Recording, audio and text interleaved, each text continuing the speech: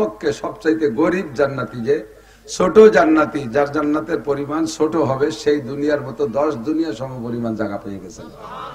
কলেমা পড়ার সাথে সাথে আপনার নামে এত বড় এক দাগ জমি দলিল হয়ে গেছে। এ নিয়ে কোনো চিন্তা নাই। রেকর্ড পর্চা, SARS, BRS, CS সব কমপ্লিট। এর জন্য 33 ধারার মামলাও করা লাগবে না, বটরা মামলাও করা লাগবে না। যত বড় জমি ভাগে পাইলাম, পেয়ে গেলাম, ছেলে মেয়ে টুকাবার কোন পাশে আলাদা দেয়া লাগেনি, কেউ যার যারটা সেই পাবে। কিন্তু জমিটা হলো ফাঁকা। জমি কি ফাঁকা, একেবারে চিটিয়াল ময়দান। পিএস লাগানোর আগে যেমন ফাঁকা সাদা ছিল, এইরকম ফাঁকা জমি, কোথাও কোন একটা গাছপালা দুগলো মুগলো কিচ্ছু নাই। এখন ওর ভিতরে আপনার যা যা দরকার ওটা এখান থেকে কামাই করে নিতে হবে। হাদিসে আছে আল্লাহর নবী বলেন, জান্নাতের ভিতরে পুরুষদেরকে প্রথম দিন যেদিন জান্নাতে যাবে, প্রথম যেদিন জান্নাতে ঢুকবেন, ওই দিন এক একজন পুরুষকে 72 জন করে স্ত্রী হুর দেওয়া হবে। কতজন? এই ভাষা লাগে কম হয়ে গেছে, সুবহানাল্লাহ কইলেন। কম যদি হয় তাহলে প্রত্যেক মাসে আবার 1000 করে বিয়ে করবা। প্রত্যেক মাসে 1000 করে বিয়ে করার অনুমতি থাকবে। এই স্ত্রীরা যত গুণ আছে সব গুণ বর্ণনা করে শেষ করা যাবে না। ছোট্ট একটা বৈশিষ্ট্য তাদের মুখের লালা হবে এত মিঠা। লাউ বাদাকাত ফিল বাহরি লাকানাত আহলা মিনাল আসাল। জান্নাতি হুররা যদি দুনিয়ায় আইসা জিহ্বা থেকে 1 ফোঁটা লালা দুনিয়ার কোন পানিতে ফেলে দিত, সারা দুনিয়ার পানি মধুর চাইতে মিঠা হয়ে যাইত। তোমরা মাইক বানাও, লাইট বানাও, কারেন্ট বানাও, কম্পিউটার বানাও, রকেট বানাও, বিমান বানাও, যত যা কিছু আবিষ্কার করো না কেন, সব মিলে তোমাদের ইলমের পরিমাণ হলো ওমা উতিতুম মিনাল ইলমি ইল্লা কলিল। অতি সামান্য একটু জ্ঞান তোমাদেরকে দেওয়া হয়েছে। সারা দুনিয়ায় যত পানি আছে সমস্ত পানির ভিতরে থেকে 1 ফোঁটা পানি উঠাইলে এই 1 ফোঁটা পরিমাণ পানি সম পরিমাণ হলো গোটা জগতের সমস্ত মানুষের ইলম আর জ্ঞান। আর সম্পূর্ণ সাগর সম পরিমাণ আল্লাহ পাক রব্বুল আলামিনের ইলম। তো আল্লাহ পাক বলেন, তোমরা সবকিছু যা তোমাদের প্রয়োজন এগুলো আবিষ্কার করতেছো, আমি তোমাদেরকে জ্ঞান দিয়েছি, তবে 5টা জিনিস আবিষ্কার করতে পারবা না।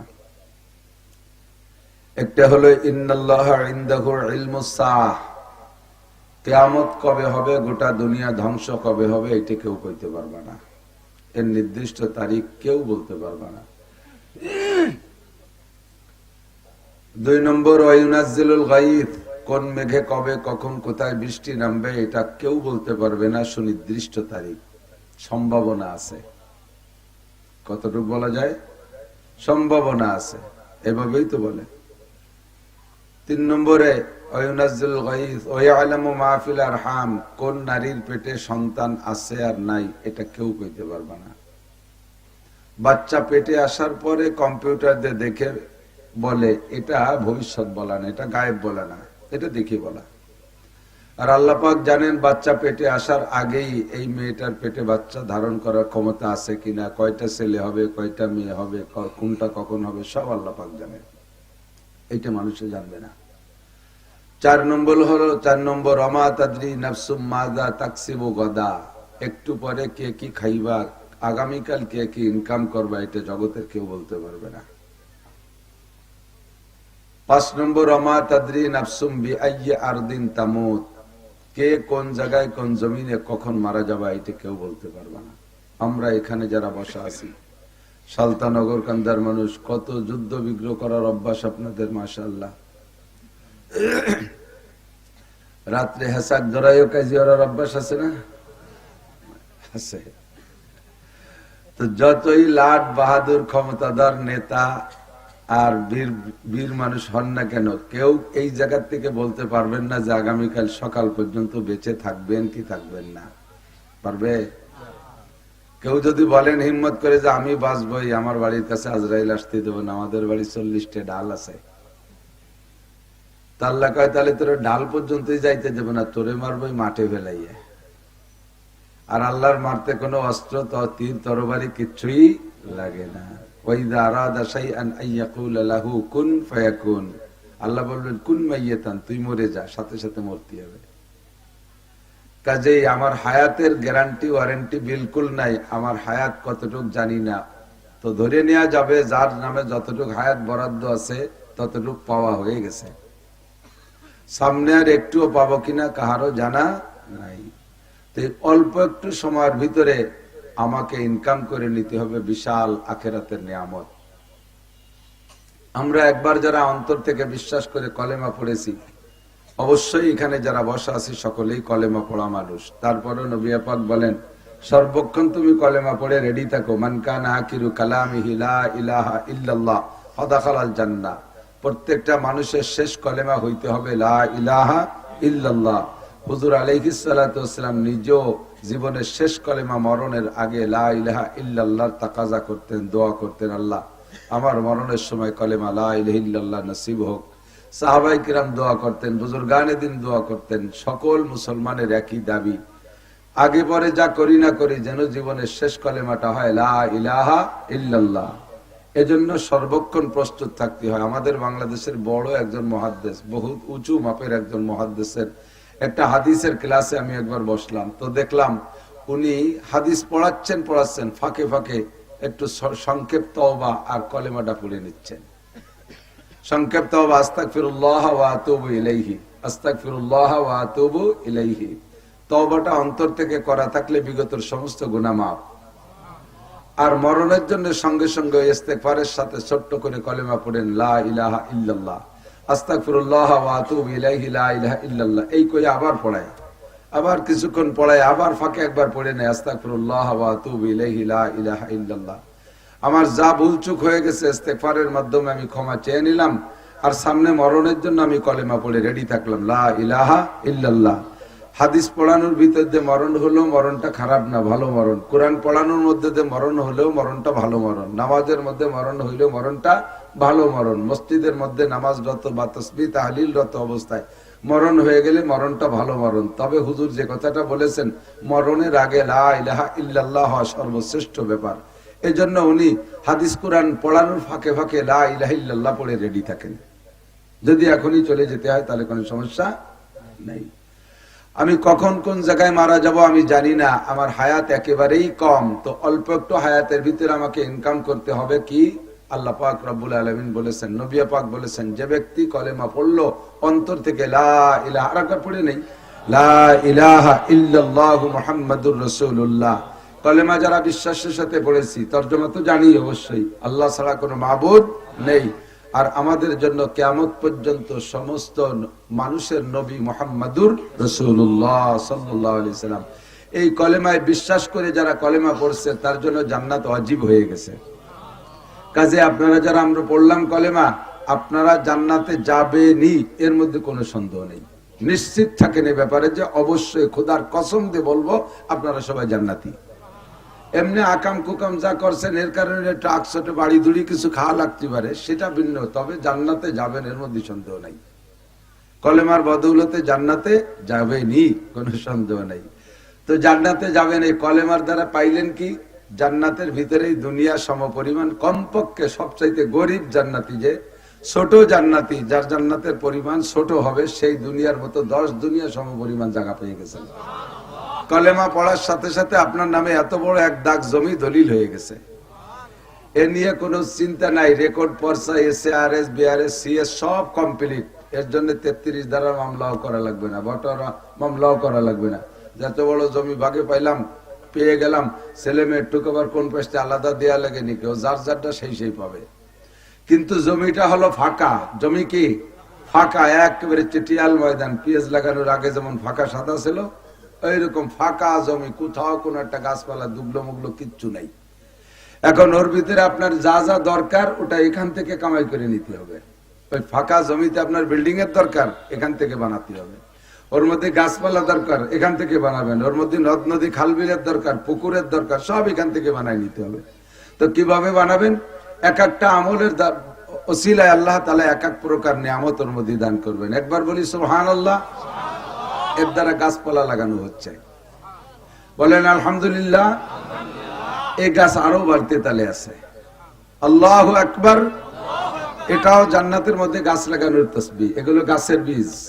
সুবহানাল্লাহ বললে গাছ লাগানো হয়, আলহামদুলিল্লাহ বললে গাছ লাগানো হয়, আল্লাহু আকবার বললে গাছ লাগানো হয়। গাছ কিন্তু আবার আমাদের দেশে কাটাওয়ালা বাবরা গাছ না, যে বেত বাগান লাগাইছিল ওর মধ্যে দিয়ে আটা গেল না, এরকম ঝামেলা করা লাগবে না। সব গাছগুলো ফলদার গাছ, এক একটা গাছে 1000 রকমের ফল হবে, বলি সুবহানাল্লাহ। যতবার বলবেন অতবার এমন একটা গাছ লাগানো হয়ে যাবে। তবে গাছটা লাগানোর সিস্টেমও ভিন্ন। দুনিয়ার গাছের গোড়া মাটিতে, মাথা উপরে, আর জান্নাতের গাছের গোড়া উপরে, মাথা নিচে। এটাও জান্নাতীদের সুবিধার্থে এরকম করা হয়েছে। কারণ দুনিয়ায় যদি কের বাড়ি বড় নারকেল গাছ থাকে আর সে নারকেল পাড়ার কোনো লোক খুঁজে পায় না, তাহলে এই নারকেল পাড়া নিয়ে কত টেনশন না।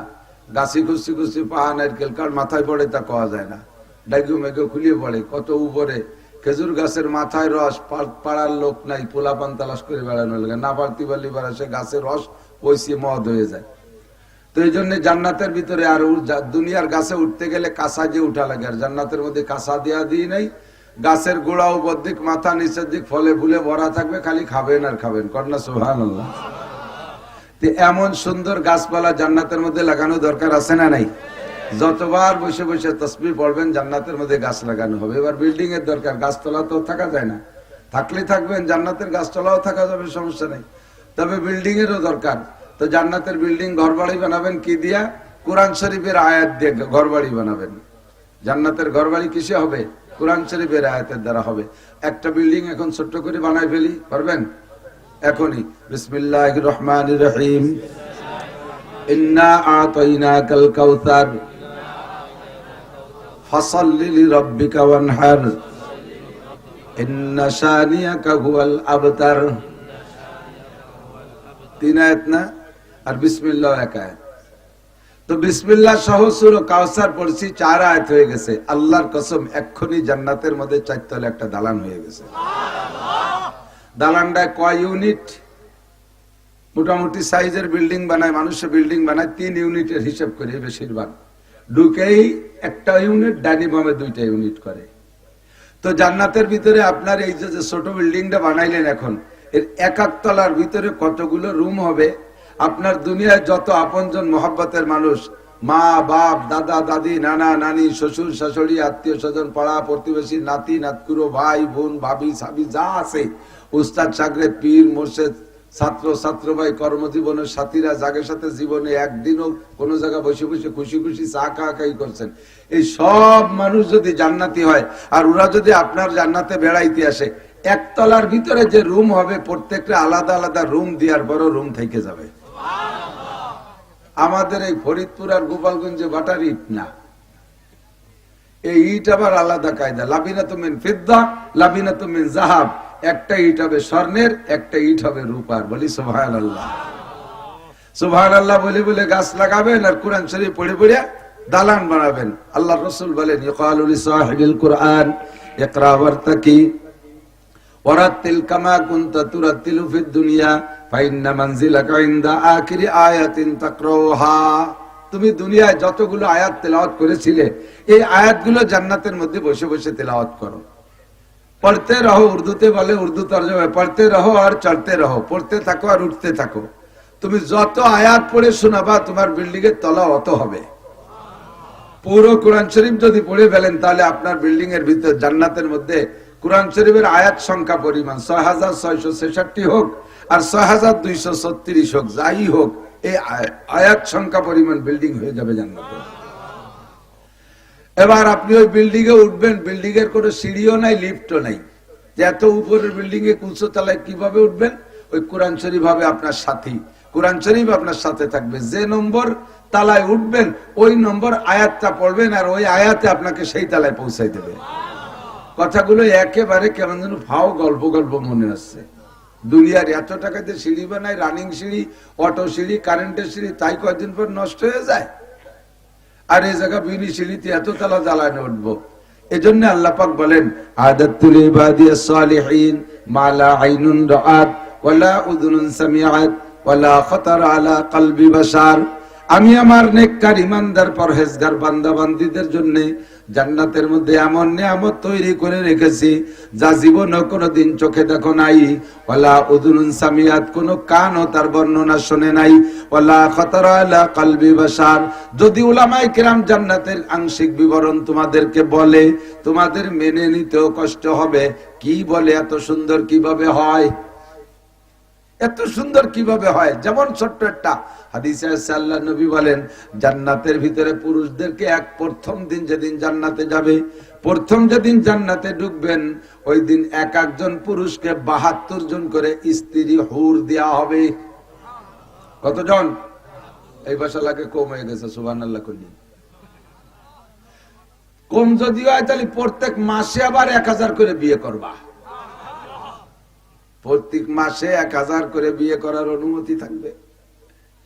এই স্ত্রীরা যত গুণ আছে সব গুণ বর্ণনা করে শেষ করা যাবে না। ছোট্ট একটা বৈশিষ্ট্য তাদের, তাদের মুখের লালা হবে এত মিঠা, লাউ বাদাকাত ফিল বাহরি লাকানাত আহলা মিনাল আসাল। জান্নাতি হুররা যদি দুনিয়ায় আইসা জিহ্বা থেকে এক ফোঁটা লালা দুনিয়ার কোন পানিতে ফেলে দিত, সারা দুনিয়ার পানি মধুর চাইতে মিঠা হয়ে যাইত।